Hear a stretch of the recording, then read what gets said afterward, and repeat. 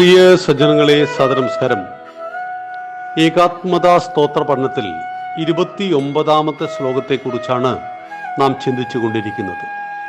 ദാദാഭായി ഗോപബന്ധു തിലകോ ഗാന്ധിരാദൃതാഹ രമണോ മാളവീയശ്ച ശ്രീ സുബ്രഹ്മണ്യ ഭാരതി. ഇതിൽ മഹാത്മാഗാന്ധിയെക്കുറിച്ച് വരെ നാം ചർച്ച ചെയ്തു. ഇന്ന് നമുക്ക് ചർച്ച ചെയ്യേണ്ട മഹാത്മാവ് രമണ മഹർഷി.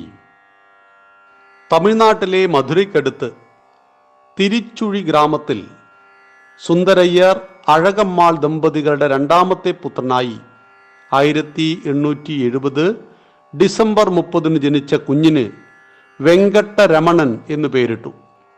ബലിഷ്ഠനായി വളർന്ന ആ ബാലൻ ഉറക്കപ്രിയനുമായിരുന്നു. അതിനാൽ കുംഭകർണൻ എന്നെല്ലാവരും കളിയാക്കി. തൻ്റെ അച്ഛൻ്റെ മിത്രത്തിൽ നിന്നും അരുണാചല ശിവനെപ്പറ്റി കേട്ടതു മുതൽ അവിടേക്കു തന്നെയായി വെങ്കട്ടരമണന്റെ ശ്രദ്ധ. 12ാം വയസ്സിൽ അച്ഛൻ മരിച്ചപ്പോൾ ഇളയച്ഛൻ്റെ കൂടെ താമസിച്ചു. പഠിത്തത്തിൽ വലിയ ശ്രദ്ധയൊന്നും ഇല്ലായിരുന്നു. പലപ്പോഴും ധ്യാനം അഭ്യസിച്ചിരുന്നു. ചേട്ടൻ പരീക്ഷയ്ക്കു കെട്ടിവെക്കാൻ തന്നതിൽ നിന്ന് 3 രൂപ കൈക്കലാക്കി. എന്നെ തേടേണ്ടെന്നും വീട്ടിലേക്ക് ഇനി വരില്ലെന്നും എഴുതി വെച്ച് നേരെ തീവണ്ടി കയറി. വില്ലുപുരം സ്റ്റേഷനിലിറങ്ങിയപ്പോഴാണ് അരുണാചലം ദൂരെയാണെന്നറിഞ്ഞത്.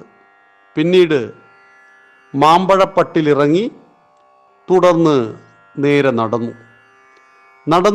ബോധം കെട്ട് വീണത് മുത്തു ഭാഗവതരുടെ വീട്ടിനു മുമ്പിലായിരുന്നു. അദ്ദേഹവും ഭാര്യയും യുവബ്രഹ്മചാരിയെ സസന്തോഷം ശുശ്രൂഷിച്ചു. ഭക്ഷണവും നൽകി. തൻ്റെ കാതിലെ കടുക്കൻ ഭാഗവതരുടെ അടുക്കൽ പണയം വെച്ച് 4 രൂപ വാങ്ങി നേരെ അരുണാചലത്തിലേക്ക് വണ്ടി കയറി. അവിടെ എത്തിയതും കയ്യിലെ പൈസയെല്ലാം വെള്ളത്തിലെറിഞ്ഞ് ഒരടിവസ്ത്രം മാത്രം ധരിച്ച് ധ്യാനത്തിൽ മുഴുകി. അരുണാചലത്തിലുണ്ടായിരുന്ന ശേഷാദ്രി സ്വാമികൾ യുവസന്യാസിയെ ശുശ്രൂഷിച്ചു. അവിടെ വന്നെത്തിയ രത്നമ്മാൾ എന്ന സ്ത്രീ അമ്മയെപ്പോലെ രമണനെ ശ്രദ്ധിച്ചു. ഒരിക്കലും കുളിക്കുകയോ വസ്ത്രം മാറ്റുകയോ ഭക്ഷണം ചോദിക്കുകയോ ചെയ്യാതെ ധ്യാനത്തിൽ മുഴുകിയ രമണനെ ചില വികൃതിക്കുട്ടികൾ കല്ലെറിയാൻ തുടങ്ങി.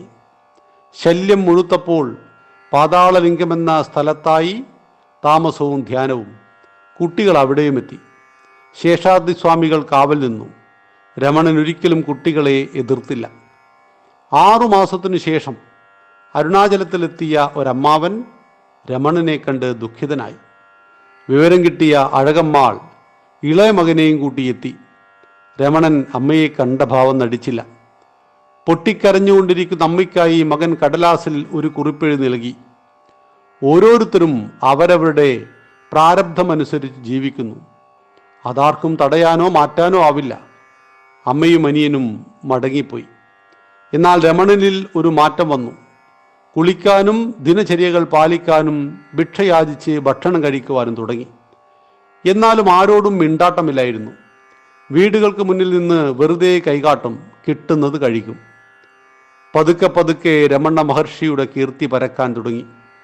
ധാരാളം പേർ അദ്ദേഹത്തോട് ജ്ഞാന ചർച്ച നടത്താനും ദർശനം നടത്തുവാനുമായി വന്നു ചേർന്നു. ശിശു സഹജമായ മന്ദഹാസം പൊഴിച്ചതല്ലാതെ ആരെയും ഉപദേശിക്കുവാൻ അദ്ദേഹം മുതിർന്നില്ല. 1900 വീണ്ടും അഴകമ്മാൾ അനുജൻ നാഗസുന്ദരത്തെയും കൂട്ടിയെത്തി. ഇത്തവണ അവർക്ക് കലശലായ രോഗം പിടിക്കപ്പെട്ടു. നിസ്സംഗഭാവത്തോടെ ആണെങ്കിലും രമണ മഹർഷി അമ്മയെ ശുശ്രൂഷിച്ചു. അമ്മയുടെ രോഗശാന്തിക്കായി അരുണാചല ഭഗവാനെ സ്തുതിച്ച് സ്തോത്രം എഴുതി.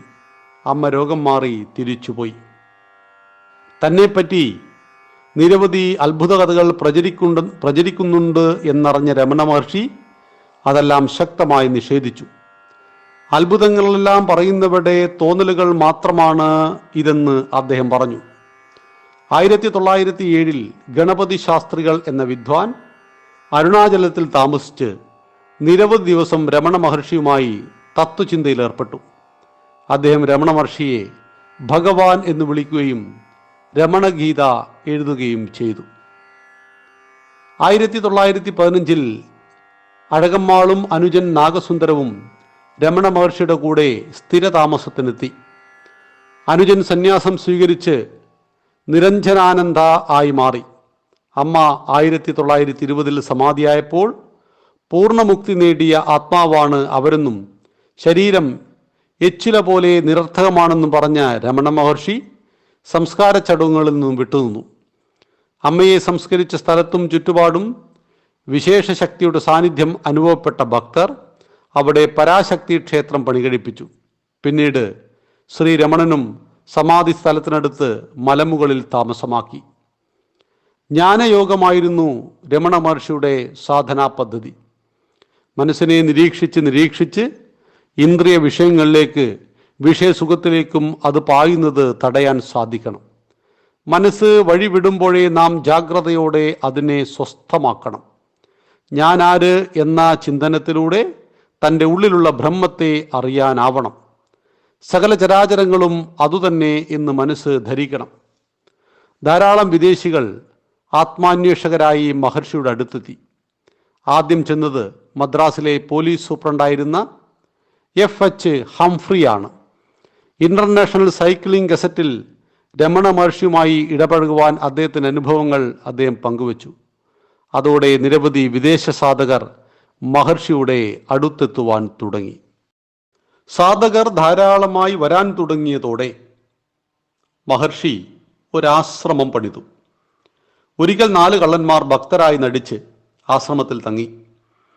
രാത്രിയായപ്പോൾ മഹർഷി അടക്കം എല്ലാവരെയും മർദ്ദിച്ച് പണം ആവശ്യപ്പെട്ടു. ആവശ്യമുള്ളതെല്ലാം എടുത്തുകൊള്ളാൻ മഹർഷി പറഞ്ഞു. എന്നാൽ അവർക്ക് വളരെ കുറച്ച് പണം മാത്രമേ കണ്ടെത്താനായുള്ളൂ. പോലീസിൽ പരാതിപ്പെടാൻ പറഞ്ഞപ്പോൾ മഹർഷി പറഞ്ഞു, അവരെന്നെ അടികൊണ്ട് പൂജിക്കാൻ വന്നതല്ലേ. നമ്മുടെ സ്വഭാവം സ്നേഹവും അവരുടേത് കൊള്ളയുമാണ്. അതിനവരോട് നാം പകരം വീട്ടാൻ ഒരുങ്ങരുത് എന്ന് ശിഷ്യന്മാരെ അദ്ദേഹം ഉപദേശിച്ചു. പക്ഷികൾ, മൃഗങ്ങൾ, ചെറുജീവികൾ എന്നിവയോട് മഹർഷി സഹോദരഭാവം പുലർത്തി. അദ്ദേഹം വിളിച്ചാൽ അവ ഓടിയെത്തുമായിരുന്നു. അവയെ ബഹുമാനപൂർവമേ അദ്ദേഹം സംബോധന ചെയ്തിരുന്നുള്ളൂ. അവ ചത്താൽ ശവസംസ്കാര ക്രിയയും ചെയ്യാറുണ്ട്. ഒരിക്കൽ ലക്ഷ്മി എന്ന പശു ചത്തപ്പോൾ അമ്മ മരിച്ച കുഞ്ഞിനെ പോലെ മഹർഷി വാവിട്ട് കരഞ്ഞു. വിവിധ ജീവികൾക്കായി അനുസ്മരണ ചടങ്ങുകളും ആശ്രമത്തിൽ പതിവായി നടക്കാറുണ്ടായിരുന്നു.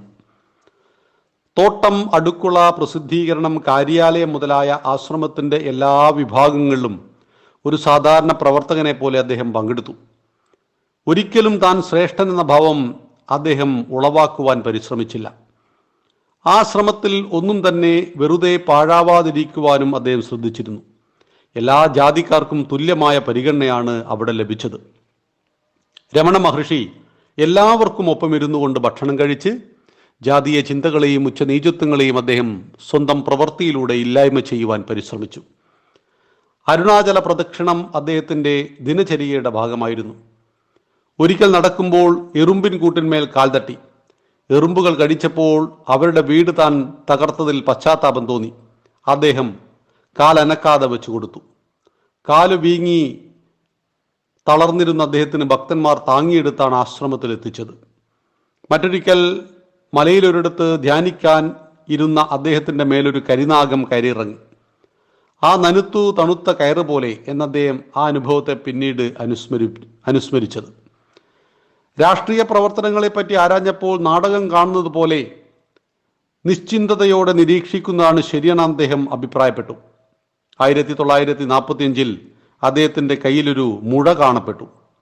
വിദേശത്തു ചികിത്സിക്കാൻ പോകാൻ എന്ന് പറഞ്ഞപ്പോൾ അവിടെ എന്താ, ആൾക്കാർ മരിക്കാറില്ലേ എന്ന് അദ്ദേഹം ചോദിച്ചു. മുഴ നീക്കിയിട്ടും മുറിവ് ഉണങ്ങാതിരിക്കുകയും രോഗം ശരീരം മുഴുവൻ വ്യാപിക്കുകയും ചെയ്തു. ശരീരത്തിലെ രോഗസ്ഥിതിയെപ്പറ്റി ആരാഞ്ഞപ്പോൾ ദേഹമേ വ്യാധി എന്നായിരുന്നു അദ്ദേഹത്തിൻ്റെ ഉത്തരം. ആ പുണ്യാത്മാവ് 1950 ഏപ്രിൽ 24 മഹാസമാധി അടഞ്ഞു. രമണ മഹർഷിയെ കുറിച്ച് പഠിക്കുമ്പോൾ